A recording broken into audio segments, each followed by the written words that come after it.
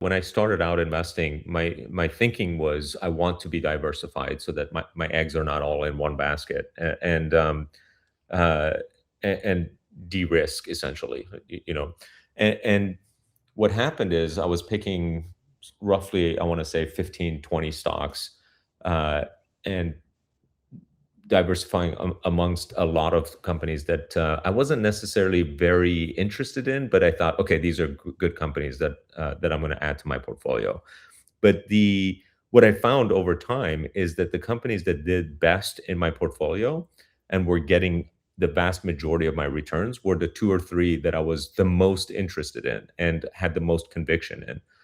Um, and at some point, this is back when I still had my company.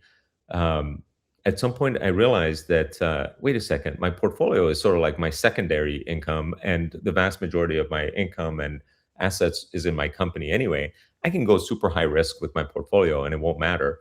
And I decided rather than trying to diversify to de-risk, I'm just going to bet on the two or three things that I have the most conviction on, and from that point forward, my portfolio just skyrocketed, and it just did far superior, far better than it had previously, and it destroyed the market. So for the previous 20 years, before I shared my portfolio publicly on Savvy Trader, I had averaged roughly 30% annualized returns for 20 years.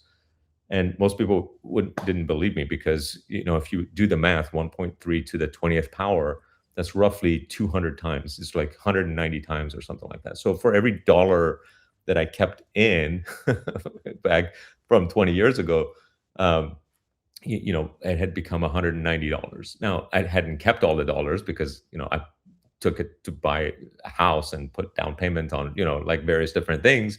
So I used up a lot of the portfolio money, but for every dollar I had kept in, it had become, significantly greater. And then I, have been sharing my portfolio publicly for the past 4 years on Savvy Trader, and in the past 4 years, it has uh, gone up. It just hit another record today, and it's like up over 800% in 4 years. So again, like for every dollar that was in 4 years ago, it's $8 or $9, I guess, if it's up 800% today. Now, again, like I haven't kept everything in the portfolio because bought another house and bought other things and paid for life expenses. I don't have the same uh, I don't have other income. I don't have a company that is, like the vast majority of my assets. Vast majority of my assets are the portfolio. So I'm actually more diversified today than the way in which I built my portfolio the previous 20 years. Um, in that I have six stocks rather than two or three. So even though I am more diversified, I'm still a very concentrated investor. So that's the reason why I have been very concentrated, is because I feel like the risk reward has been worth it for me. And that's also why I have a significant amount of cash, because my portfolio is relatively high risk, and cash helps cushion that risk for me. So that's my perspective on it, and I'll let Dustin respond to that as well. Yeah.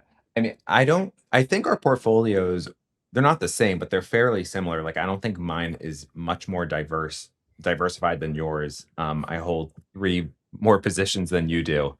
Um, but what I will say is I'm actually more in line with your philosophy of holding less than holding more. Um, and I've been getting closer and closer to holding less and less. Um, as we kind of talk and have these discussions. Like when I started my Savvy Trader portfolio, I think I had double the number of positions. So I've been slowly, weaning off certain positions, and then eventually I'll add more, and it fluctuates. Um, so then the question is, well, what's the issue right now? Why do I have you know more positions than I necessarily want? And the answer for me is just like lack of strong conviction. So a good example is my Mag 7 positions that we talked about earlier in the episode. I own Meta, Google, and Amazon. And I think Hamid, I like how he's approaching it, where he has the strongest conviction in Meta, and therefore that is his only Mag 7 investment. And for me, my conviction is just not as strong. I like all three of these companies a lot, I am more invested in Meta than Google and Amazon, by almost double, but to me, I wanna own all 3. Um, and over time, that difference between our 2 strategies can definitely hurt me. There's also a world it could help, if 100%. Yeah.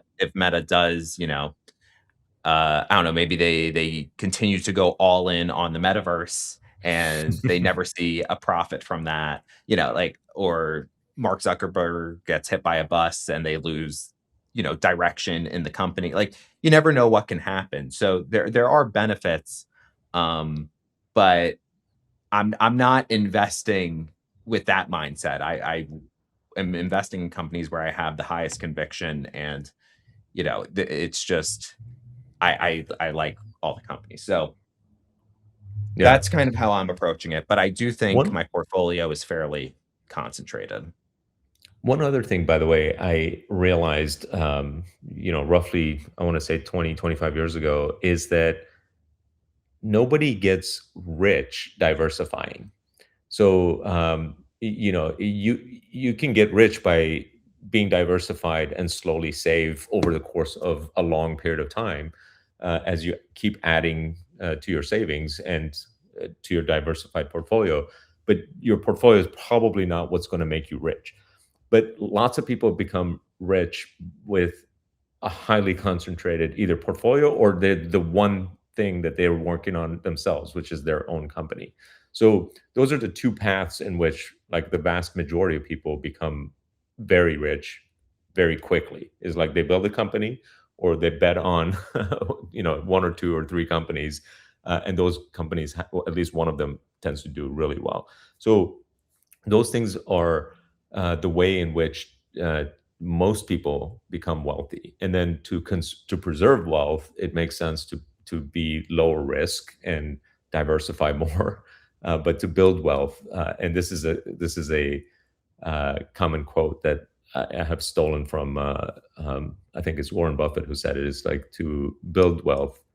Um, you need to be concentrated, but to preserve wealth, you need to be diversified. So, this is not my thing, but I did have this realization a while back, which helped me sort of like be like, all right, I can take the risk. Why wouldn't I? So, I uh, think the other epiphany here for me is you don't need to own that many stocks to be diversified. Like, even if right, we look at the main 6 stocks you own, you own a car company, a memory chip company, a social network company. Like, they're all very different businesses, and at the right, end of the day, they're all gonna move with the market pretty much regardless. Um, somewhat, but yes, um, but I would say you're still diversified. And to me, and what I've realized it is that, like, with these index funds, you're just overly diversified, right. where it's probably doing more harm than good. Not investment advice, but that's kind of where I've landed over time.